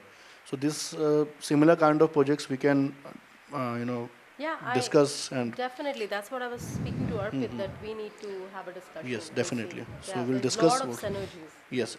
Yes. And that can be mapped, or we can fix the outcome of the particular initiative. Like if we do the capacity building of an institution, then what will be the outcome in terms of trainings, or in terms of do some joint certification, anything like that.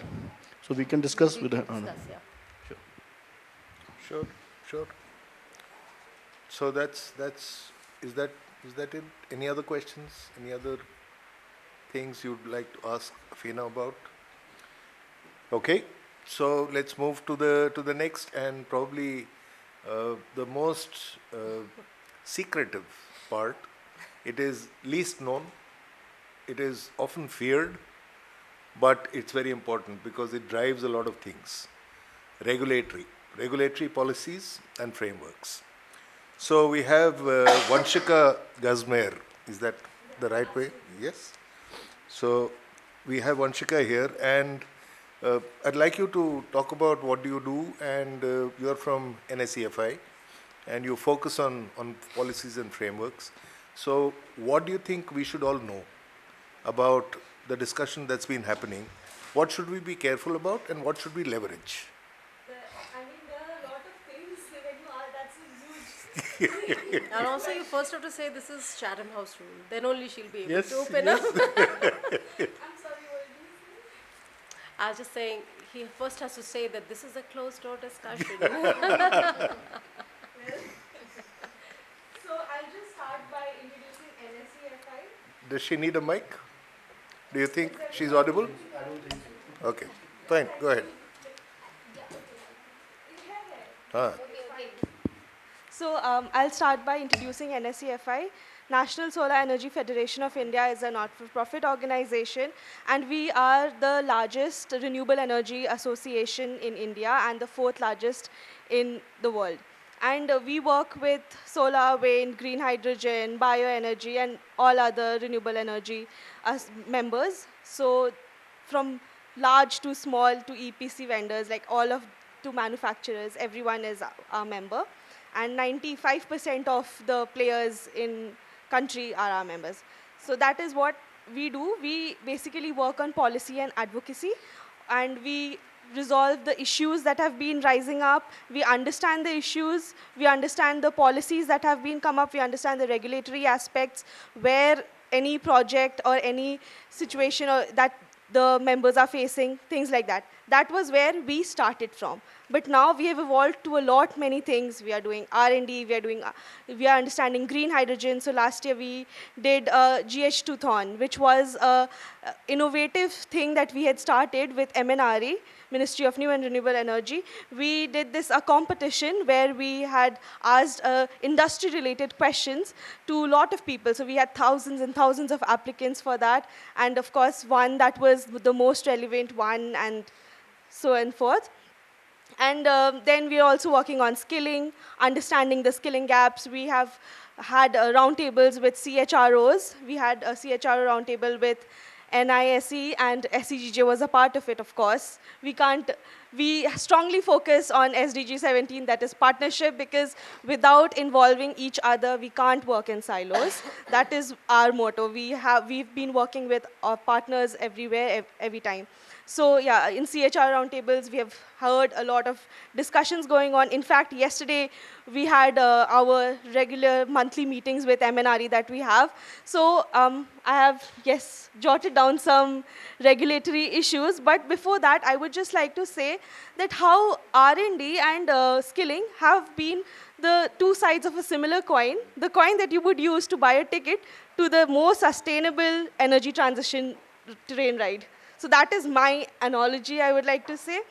And of course, I mean, hearing from you, there's been financing gaps. There are lots of financing gaps, especially liquidity, yes, that has been. And there are lots of transition-related gaps in grid-related issues that people have been facing in the sector, the industries have been facing. And the major gap that we have seen is there are industries, there are education institutions that have been teaching, but the industries are not aware of that, and then industries are teaching their own like education theories and everything, and then that's how the whole gap is being created, and which is where we, NSEFI, try to work out the gap and try to mediate. In fact, with SCGJ, we have tried to bridge that gap with Surya Mitras and everything, putting it on our dashboard so that our members know that here are the people that you would require, and all of those things. So that is for the start of it. Great. If you have any other questions, please. Great, great, great. So, no, I mean, that is a very good place to start. So now coming back again to the question. So we were focusing on capacity building. And every one of us here is connected with capacity building in some way or the other. Which of the regulations are the most important to All of them. all of them? All Okay. of them. I mean, this is what I was discussing with my team members yesterday. So we had Smart Energy Council. We hosted them yesterday for a small chat in our office. And I was talking to one of our members also. And I would just give the analogy that the member had given. So he said that working in NSEFI is like working under a doctor in emergency ward. You'll know about all the issues every time, and you'll be so overloaded with the issues, and that you will exactly know where and how to resolve it. So that is there. And yes, when we had a chat with Smart Energy Council, we realized it's not just saying CNI needs a issue resolution, rooftop needs a issue resolution. No, we can't work like that. We have been throwing one and two runs since so long, and now we've crossed 100. After crossing 100, there's no turning back. Like, especially for solar, after crossing 100 gigawatt, there's no turning back. We have to now aim for just 6 runs and 4s and just taking the ball out of the boundaries and everything. So that is how, if we want to work like that, we have to be more innovative in our educational approach, in our skilling approach. We have to look into what are the gaps and understand how these gaps may have a domino effect in future and address those gaps right now. Because the people whom we are skilling right now will then eventually go and fill those gaps. So instead of being patient and waiting that we'll cross the bridge when we reach the bridge, that is not how it's going to work. That is my opinion. Great. So thank you. I mean, I'm opening the house, yes. Go ahead, Afeena. Thank you so much. We all need intels on regulations. You also act as a nexus between industry and regulation. Yes, industry, ministries, educations, R&Ds, everyone. What is that you're hearing from the industry side as the biggest roadblocks, and where do you see the industry going? If you can just put some light on that, it would be useful. Okay, so are you asking it about the utility aspect? Or is it regarding, that's what I'm saying, because there are different aspects in different categories. So I'll just say in a nutshell, the relevancy of the education that is being, that is required. Like, for example, even after the people are trained, the industry has to train them according to their specific requirement. So every industry works in a little different manner. So as we all do. So the major issue that we have seen is that the relearning that the people have to go through, which takes a lot of time, which is why industries prefer having their own institutions. That is the major gap that I've seen. Other than that, if you want to go into the detail, we might have to, as you said, take it offline. Small, kind of clarification in line to Feena's question. Perhaps actually we are just keen to know, how the solar market in India is doing and how industries are taking it as a new responsibility. How is it a ramp for change, or it's a linear or stagnated or going to come down? It's very steep. Very stiff. Like there is 200 above gigawatt. I don't know if I'm supposed to, but then there's almost more than 200 gigawatt in pipeline already. All right. So there are some regulatory challenges, of course, which is why they are in pipeline. But if those blockages are open, then there's no stopping India. Okay. So then there was a call by the government of India that we are going to achieve 300 gigawatt on a particular year, which has already been Till passed. 2030, we are supposed to. We almost not close to that. Or are we going to meet out that target as we committed, or still we will fall short? The rate by which we have been increasing in last couple of years, possible. If we do so, it is possible. Okay. But of course, we'll have to go parallelly and address all the challenges together. We can't just be like, okay, so we have to manufacture first. That can't be done. We have to manufacture, skill, understand what is the parallel requirements. Like as you said, for green hydrogen, you need solar. For green hydrogen to actually work, you need EV. So all of these things have to work together. Parallelly. Okay. Yes. Hello, ma'am. Who was saying? Yeah, I just want to please. ask you. Yes, ma'am, in India, that is Keto protocols and CDM, these regulations are implementing? or not? I'm sorry, I did not understand. Keto protocols. Kyoto protocols. I'm not very sure on that. I'll have to Okay. get back to you. Right. Okay. So, any other questions for Vanshika on regulatories, policy, frameworks, capacity building, solar, NSEFI, anything from this that you?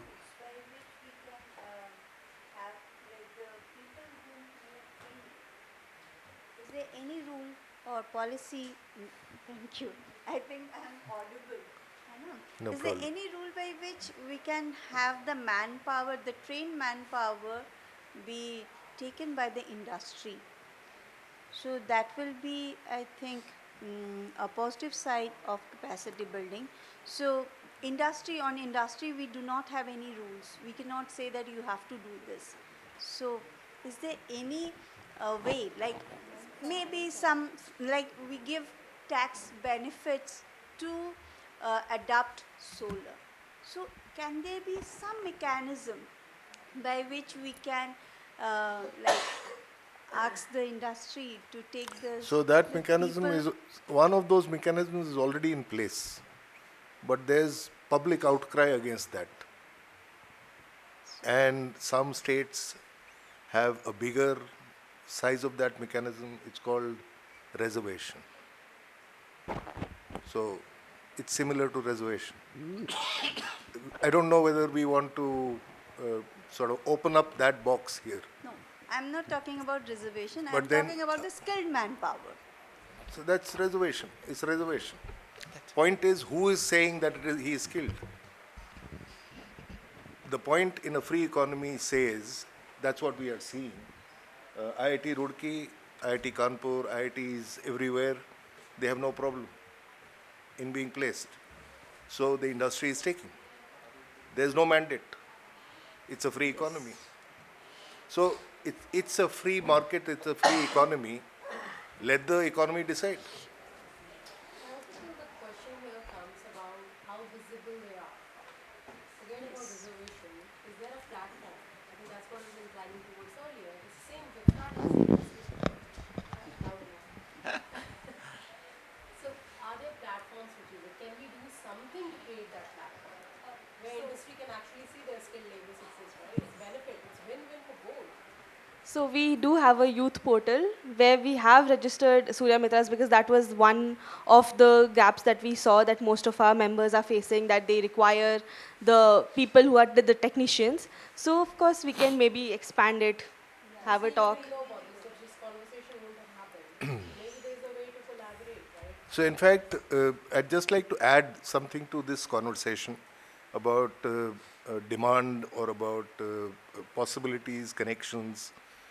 Because out of Vanshika's conversation, there was another possibility or gap that had emerged, that the training institutes are training people about something, the industry doesn't know about it.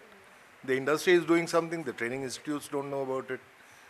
So this reminds me of this whole fad that had started many years ago of knowledge management.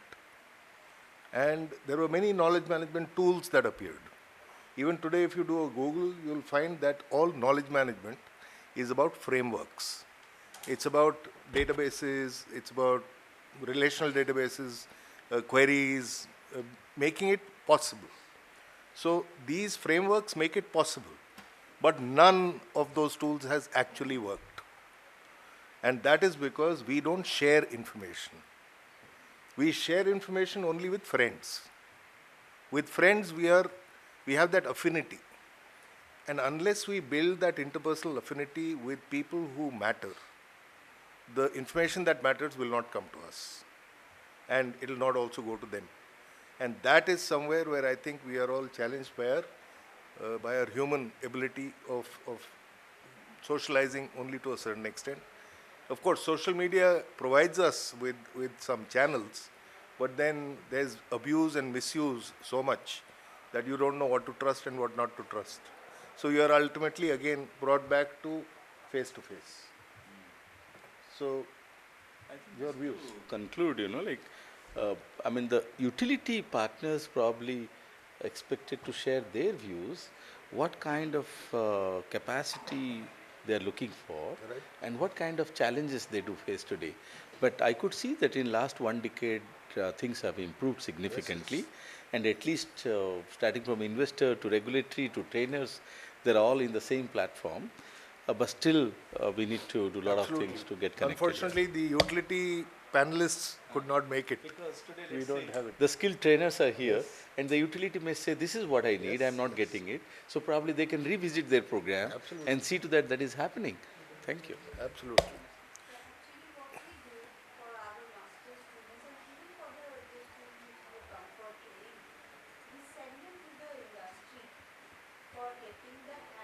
Yes, yes, absolutely. What we are doing that is in a teaching lab. Industry is completely different.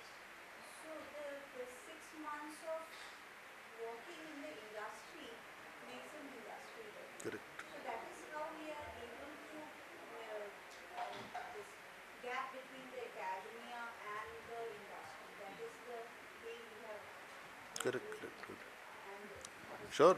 No, I mean, your institutes are doing wonderful things. So great. Thank you. So Yashika is drawing attention. Yeah. Thank you all for sharing your invaluable insights and contributions. I would request Reggie sir to facilitate the token of mementos to all our speakers.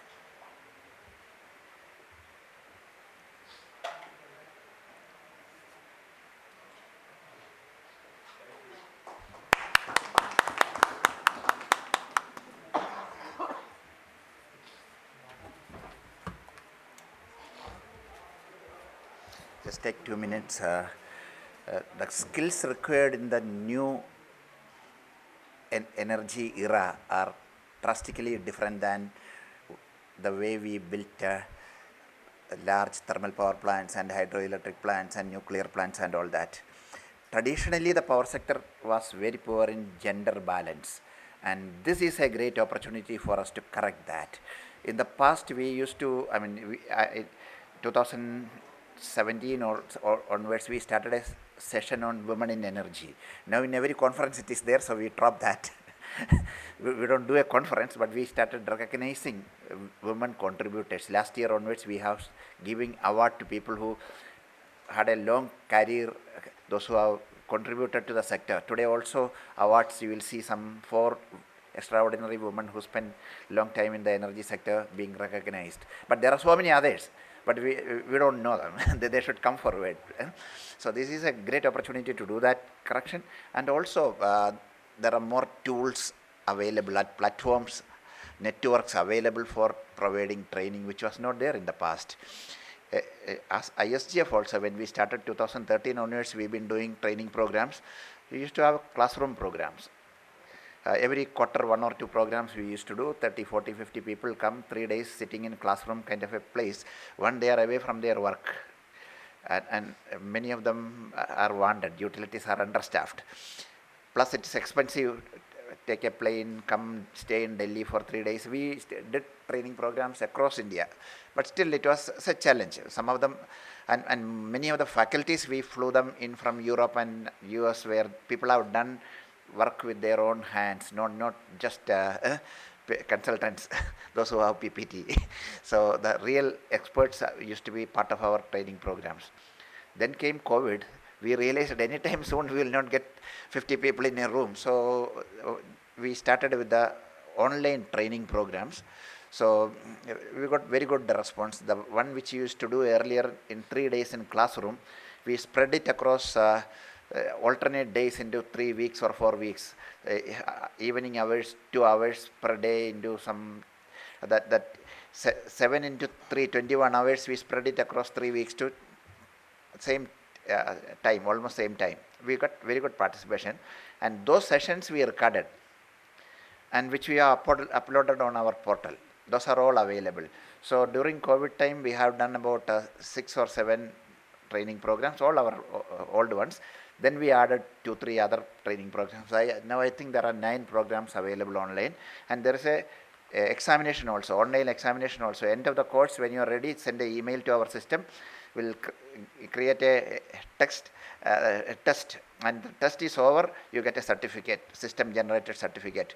So when we now invite application for young people, engineers and all that, I see in their biodata, this is even people from big 5 consulting companies. In their biodata, they have written that, okay, smart grid foundation course completed, certified by ISGF. Cyber security for power systems course certified by ISGF. Electric mobility, smart metering, these are some of the things. And this is just very little. Our training programs would have been attended by few thousand people of this 9 programs.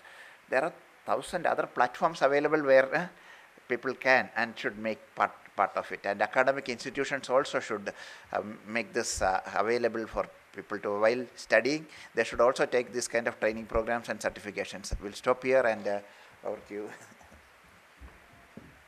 Thank you, sir. May I request to Mukul, sir, please come on the stage.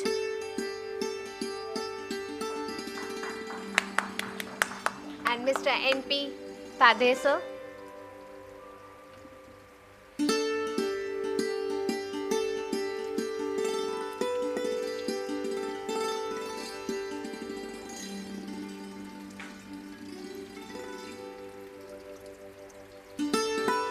Mr. Vipul, sir, please come on the stage.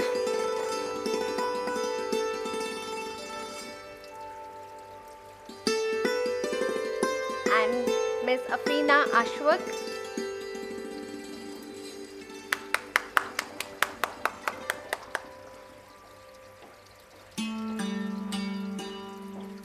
And Ms. Subhra Das.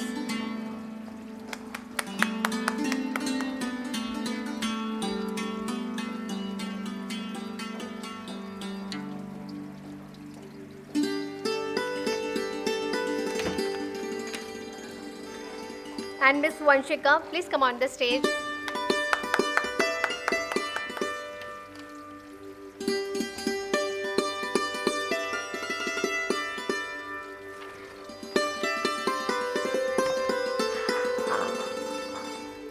Thank you, Skill Council for Green Jobs, for joining us as a session partner. Now I would request once more, sir, please hand over the token of plaque to Mr. Mukul Saxena, sir.